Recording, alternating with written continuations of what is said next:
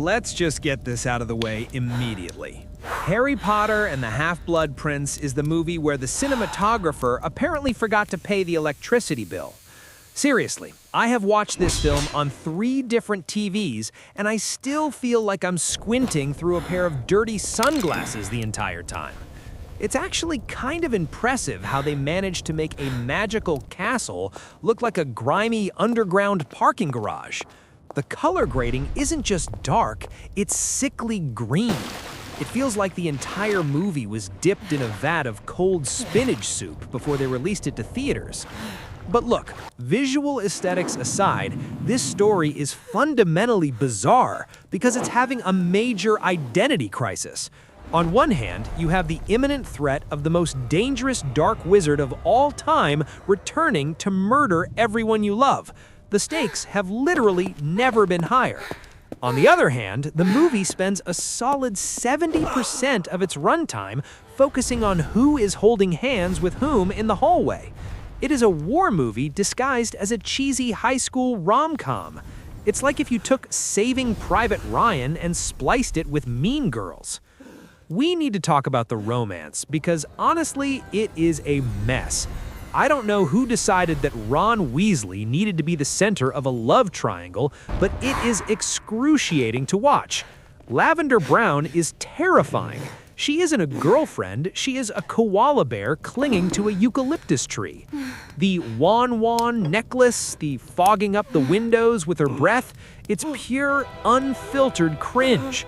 I get it, teenagers are annoying, but this is next-level secondhand embarrassment. I physically recoil into my sofa every time she appears on screen. It's painful, but also I can't look away. And then there is the issue of love potions. Can we take a second to discuss the ethics of the wizarding world? Because Romilda Vane buying chocolates spiked with a heavy-duty love potion to drug the chosen one is treated as a funny little prank. In the real world, that is a felony. That is straight-up criminal behavior. But at Hogwarts, Professor Slughorn just chuckles and whips up an antidote like it's a common cold. The safety standards at this school are non-existent. It's a miracle any of these kids make it to graduation alive. Speaking of Slughorn, Jim Broadbent is actually fantastic, but his character represents everything wrong with the networking culture. He's that guy at the party who only talks to you because he thinks your dad is famous. He collects students like they are Pokemon cards. But the movie really did him dirty by cutting out the most interesting parts of his memories. In the book, we get this deep dive into Voldemort's family history. We see the Gaunt family, the inbreeding, the poverty, the madness. It explains why Tom Riddle is the way he is. In the movie, nope. We just get a creepy kid in an orphanage and a blurry conversation about Horcruxes. They sacrificed the entire villain backstory so we could have more scenes of Ron eating poisoned chocolate. It's a storytelling tragedy, honestly. And don't even get me started on Ginny Weasley. Look, Bonnie Wright did the best she could with what she was given, but the script gave her absolutely nothing. Book Ginny is a firecracker. She's funny, she's tough, and she takes no nonsense from anyone. Movie Ginny is just there. She has the personality of a damp napkin. The chemistry between them is non-existent. It's like watching 2 pieces of plywood staring at each other. The shoelace scene, open up you. I want to speak to the writer who typed that line. It is the most awkward, forced interaction in cinematic history. I would rather watch Voldemort torture people for 2 hours than watch that shoelace scene again.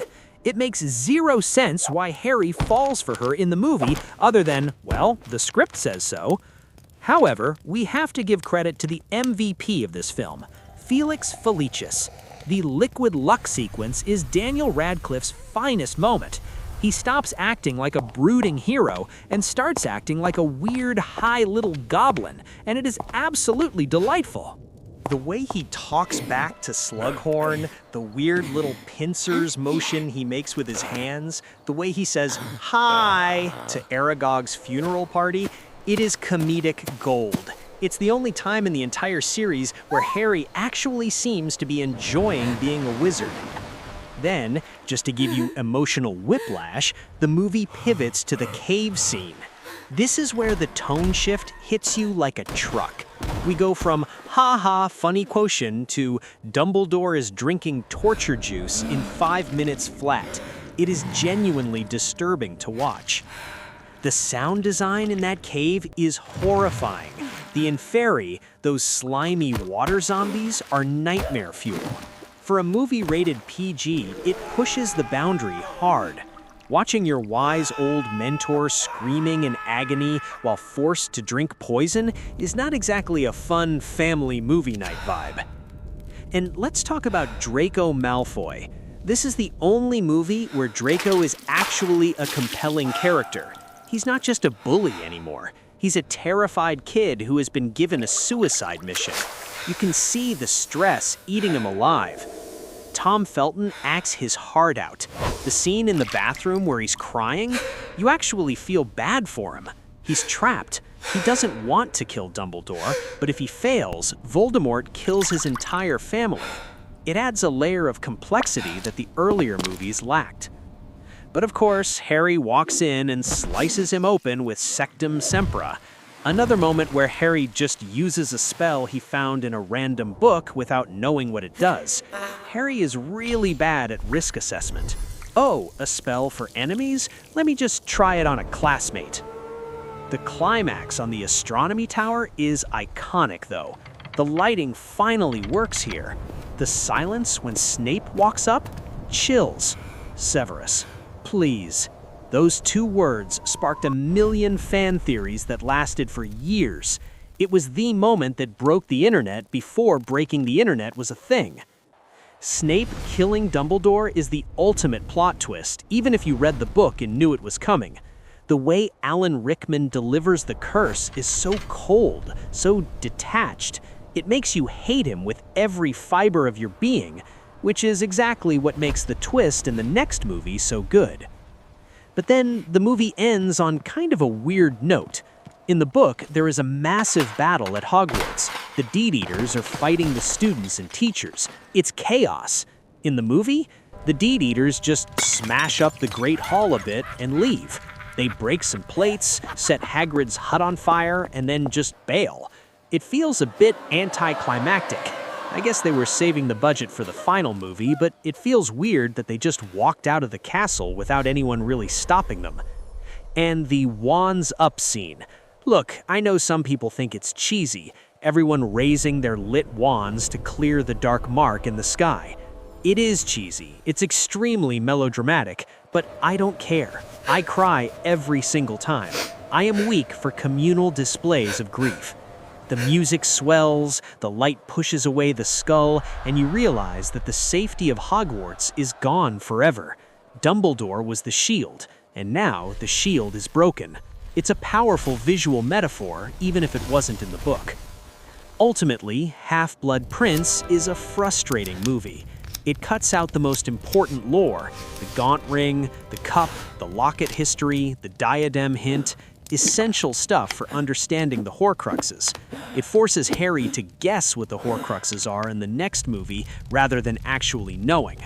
It prioritizes teenage making-out sessions over the impending wizard apocalypse.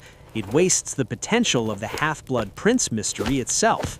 Harry barely cares about who the prince is until the very end. But despite all its flaws, despite the terrible color grading and the cringy romance, it still has a special place in my heart. It captures that specific feeling of the calm before the storm, the last year of normalcy before everything goes to hell. It's a movie about growing up, realizing your heroes are fallible, and accepting that you have to face the darkness alone. It's messy, it's imperfect, but it's undeniably Harry Potter. And let's be honest, we're all gonna rewatch it anyway.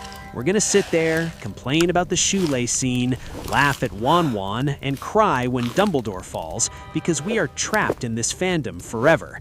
It's a lifestyle at this point. Just remember to turn the brightness on your TV all the way up to max. Seriously, crank that brightness up. Maybe close the curtains, light a candle, do whatever you have to do to actually see what is happening on the screen. Otherwise, you're just listening to a very expensive audiobook with vague shapes moving in the dark. So yeah, that's the Half-Blood Prince, the one with the hormones, the liquid luck, and the tragic fall of the greatest wizard ever. It's a bumpy ride, but it gets us where we need to go. Now, if you'll excuse me, I need to go scrub my brain to forget Lavender Brown calling Ron Wan Wan.